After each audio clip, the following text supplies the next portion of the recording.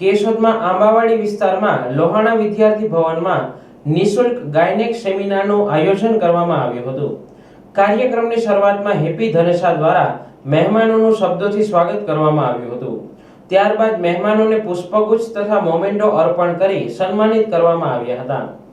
આ કાર્યક્રમના વક્તા તરીકે ડોક્ટર નિશાબેન જોશી, ડોક્ટર પ્રજ્ઞાબેન ધનેશા તથા ડોક્ટર શ્રુતિબેન વણપરિયા ઉપસ્થિત રહ્યા હતા।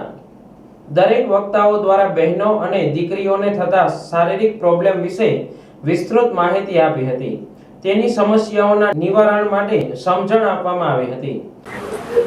આજનો પ્રોગ્રામ હતો સ્ત્રી રોગની માટે અવેરનેસ માટે કે સ્ત્રીઓને જાગૃત કરવું કે પોતાના શરીરમાં પોતાના મનમાં શું ફેરફાર આવતા હોય સમય પ્રમાણે આજના તણાવપૂર્ણ વાતાવરણમાં પોતાની જાતને અને પોતાના પરિવારને અને આખા સમાજને કેવી રીતે સાચવે એ માટે સ્ત્રીને લગતા રોગો, સ્ત્રીને લગતા માનસિક શારીરિક પ્રોબ્લેમ્સ અને આહાર વિહાર અને યોગ માટેનું જાગૃતતા લાવવા માટે અમારો આ પ્રયત્ન હતો। આ ઉપરાંત ડોક્ટર રમાબેન દેવાણીએ બહેનોની સામાજિક સમસ્યાઓ અને તેના નિરાકરણ અંગે વિસ્તૃત જાણકારી આપી હતી અને ઇન્દુબેન જોશી દ્વારા ગીત રજૂ કર્યું હતું। ઉપસ્થિત દરેક બહેનો તથા ગીતથી પ્રભાવિત થયા હતા। બ્રહ્મ સમાજના આગેવાન તથા જૂનાગઢ મહિલા મોરચાના મહામંત્રી મમતાબેન રાવલ, દુર્ગા વાહિની માતૃશક્તિ તાલુકા પ્રમુખ હેતલબેન દવે અને ખાસ ગાંધીનગરથી પધારેલ નૈનાબેન રામાણી વગેરેએ મહિલાઓની સમાજ રાષ્ટ્ર ઘડતરમાં મહત્વની ભૂમિકા બાબતે સમજણ આપી હતી।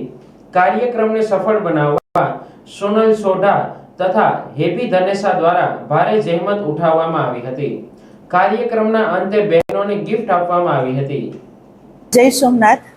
આજે કેશોદની અંદર મહિલાઓ માટે ગાયનિક પ્રોબ્લેમ રિલેટેડ એક સરસ મજાનો સેમિનાર યોજાયો, જે હેપીબેન અને વર્ષાબેન દ્વારા સરસ મજાનું આયોજન કરવામાં આવ્યું લોહાણા મહાજન મંડી ખાતે, અને લગભગ બોડી સંખ્યામાં બહેનો ઉપસ્થિત હતા।